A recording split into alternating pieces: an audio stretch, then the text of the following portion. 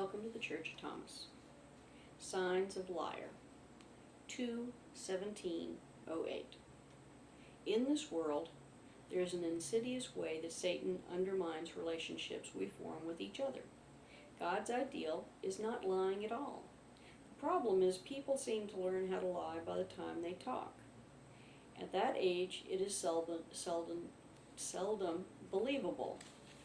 When a kid is standing with face covered in chocolate, they are not credible if they say, "No, I didn't eat that chocolate bar." As people get older, depending on their family and friends, they get more practice. It flows better. Some people get so much practice that they become very good at it. This is a sad turn of events. Every lie hurts you even if you think it saves you trouble in the short run. Sad to say, I lie sometimes, but I try very hard not to. Some people do not try at all. For these people, it is no agonizing choice, it is a way of life. There are psychopaths that have few, if any, of the signs that I will share. They simply don't care. Their lie is their truth. So, of course, these signs would not work for them. One of my favorite ways to become wary of someone's veracity is that they insist that they are telling the truth before they ever say a word. I'm sure you have heard the phrase, "trust me," used. I have realized that many people who say this are already preparing for you not to believe them, so they argue the point before it even comes up. Other words and phrases can be substituted, including frankly, believe me, truthfully. If they come up in a conversation, take what is said with a grain of salt and a lot of caution. It may just be someone who does not believe anyone will believe them, or they are getting ready to lie. I recently added some new signs of lying to my list. A couple of them I already know, a few were new. I read them in a list written by a fellow at the CIA. In writing, if the normally empty spaces in letters are marked or marred, it indicates lying. Examples are a note that has marks inside of the letters O, A, P, Q, R, B, and D. I suppose this would only apply to handwritten messages.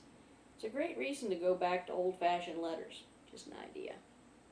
When someone is talking and there is a specific thing that is lied about, apparently there is an upward inflection in their voice.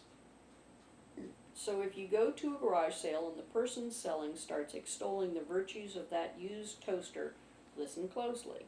They might say it is a bargain because they paid $50 for it, new.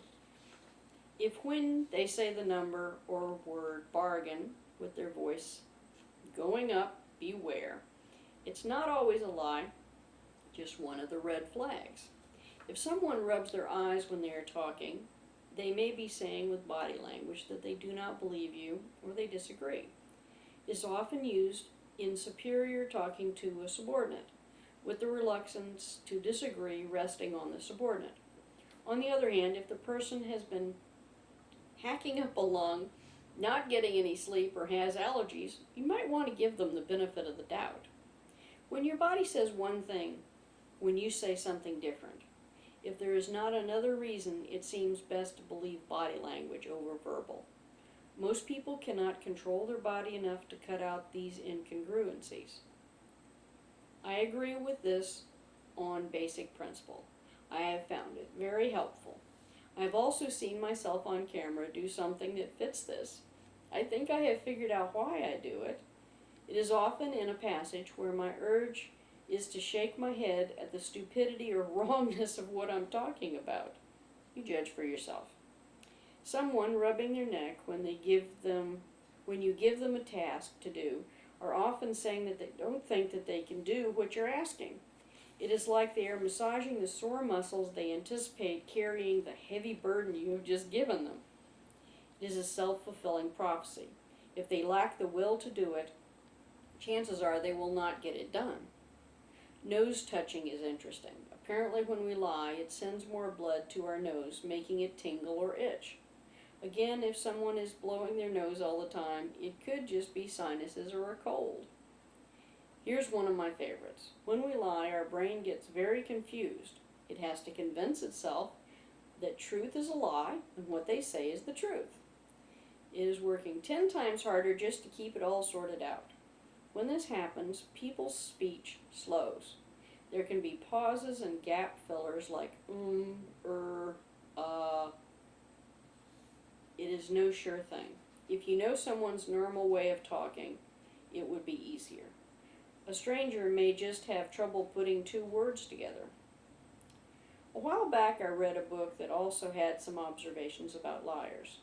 If there is contact between the face by the left hand to the left side of the face, it's a strong indicator. For instance, to pull the corner of the left eye is telling you not to look too closely at the statement. Nervous eyes are a suggestion of lying. Also, eyes that do not seem to rest and dart everywhere but your face.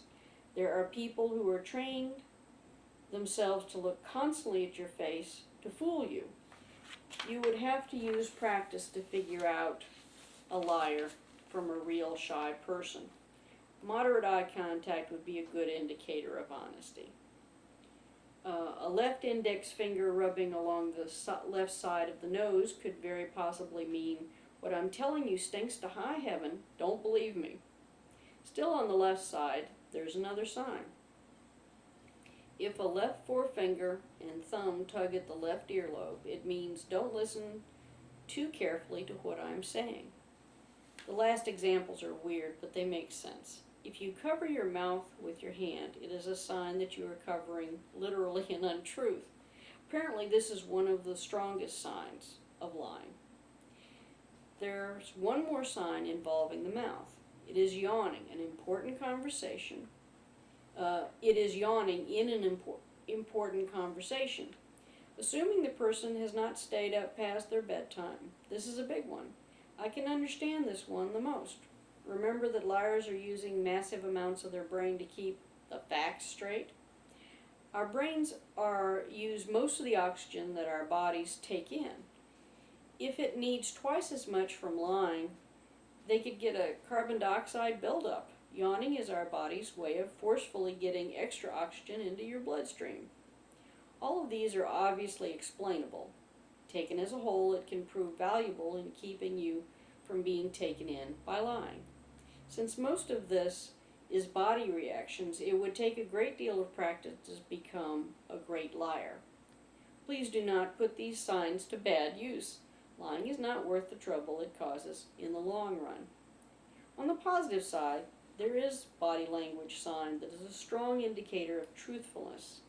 It is the one they taught us to use in elementary school for saying the Pledge of Allegiance. It may be cultural, but here in the U.S. apparently it is valid. It's putting your hand over your heart. God bless the whole world, no exceptions. Angela Eliza.